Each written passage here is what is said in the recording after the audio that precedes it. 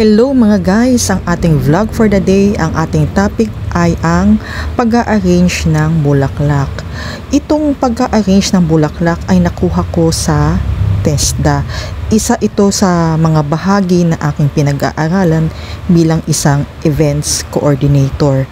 So, marami ako natututunan sa pag-aaral sa larangan ng pagiging events coordinator sapagkat gaya nito, ang pag-aayos ng bulaklak ay isa sa mga mahalagang bagay na dapat mong malaman upang matuto ka at malaman mo rin kung paano at magkano mo perpesyuhan ang pag-a-arrange ng bulaklak.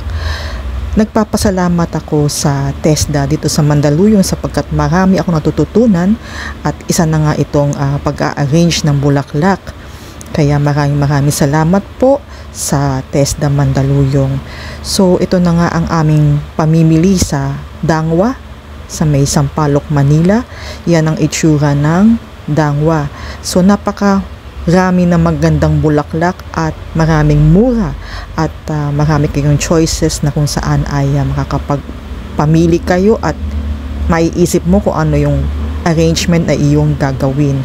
So, ayan, kami nagkuhaan ng picture, mga kaklase ko, at ito na nga, dinala namin sa classroom ang aming pinamili at ito na nga yung pag-a-arrange namin ng bulaklak at napakasaya at napakasarap ng pakiramdam sapagkat iyon natutunan naman si Chocopam.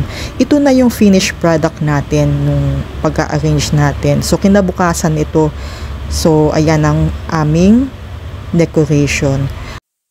Maraming salamat sa mga sumusubaybay ng aking channel and don't forget to subscribe, to like, and to leave your comments below. Muli, maraming salamat po.